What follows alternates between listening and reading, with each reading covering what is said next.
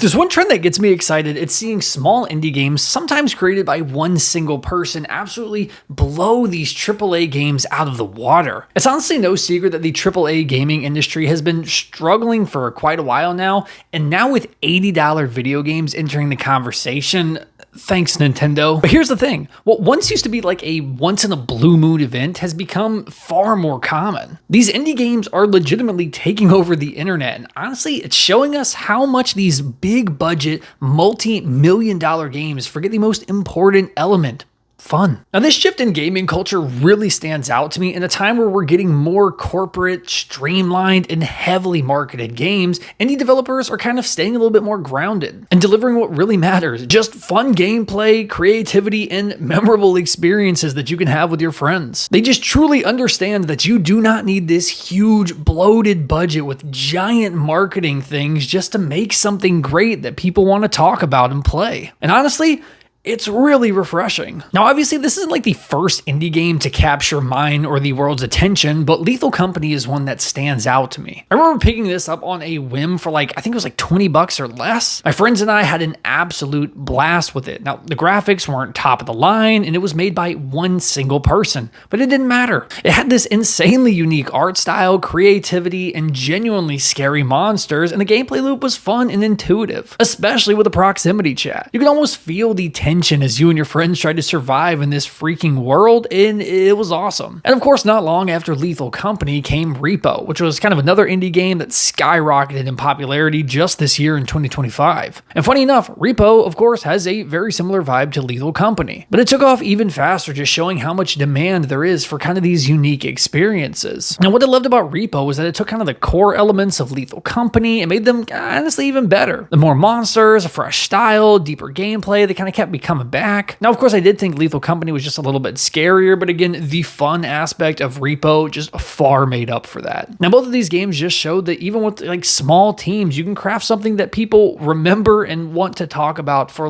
years to come. And then we come to today's topic: Schedule One. Now, if you for some reason have not heard of it yet, Schedule One is a drug dealing simulator, just once again created by a single person. And it genuinely might just be the best multiplayer game I've played in recent memory. You and up to 3 friends can live out your Breaking Bad fantasies, starting with nothing and building your empire from the ground up. What makes this game kind of truly special is how it captures that feeling of growth, challenge, kind of unexpected setbacks. And what's even more insane is there was a point during Schedule One's life cycle, and mind you, this game is 2 weeks old, where it had more concurrent Steam players than Assassin's Creed Shadows and Monster Hunter Wilds combined. I mean, we're talking about a game made by one person that was outplaying a multi-million-dollar company. And I think that speaks volumes to what people are really craving: just affordable, fun, multiplayer games, and they don't break the bank. And again, I'm not trying to put down Assassin's Creed Shadows, Monster Hunter Wilds, or any of these big AAA titles, because I enjoy some of them. I had a lot of fun with Monster Hunter Wilds. But it's not just about fancy graphics or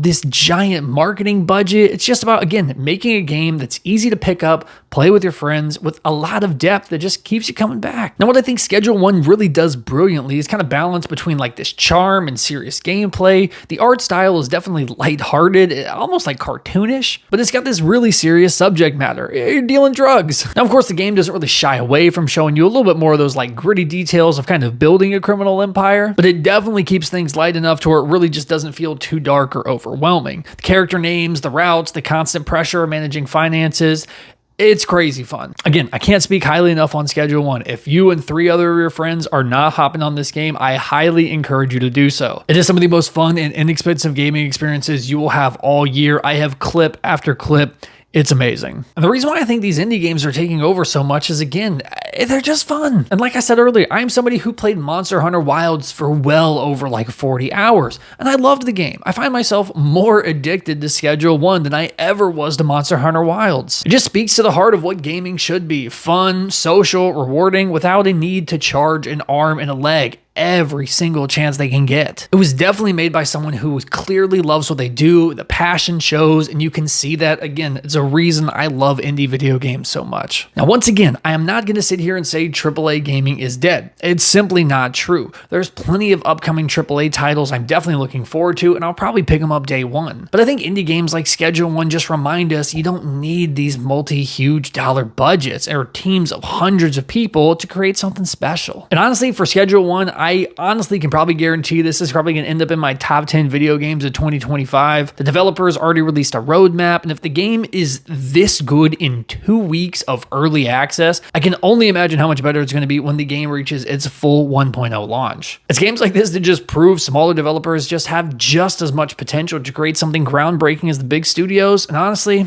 I'm all in on it. And I think another example where indie games are genuinely shining right now is, again, with much smaller budgets, they don't kind of have this same luxury of like pushing aggressive monetization strategies. They just kind of focus on the game, make, kind of players can enjoy and feel good about owning. There's no real pressure to like purchase anything or like DLCs, battle passes after you've purchased the game. It's kind of what you see is what you get. And in fact, to even combat that, Schedule 1 has offered a free demo that is well over 10 hours to play. It's called the free sample. If you're kind of unsure about picking this up, highly recommend checking that out. It's also cool with indie developers because you kind of get to see the progress as things are made as well. Again, just kind of giving you that more intimate feel to it. So yeah, that's really all I wanted to talk about today. I have just been absolutely loving seeing these rise of like really small studios just kind of tank over these AAA giants, and just wanted to chat about it. And I'm really hoping that we continue to see this trend in 2025.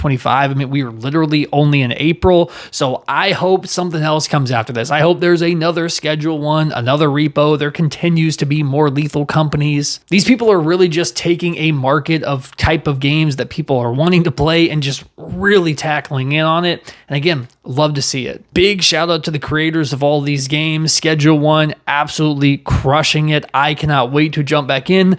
Probably going to do so right now. Again, highly recommend you check it out. And yeah, I'll see you in the next one.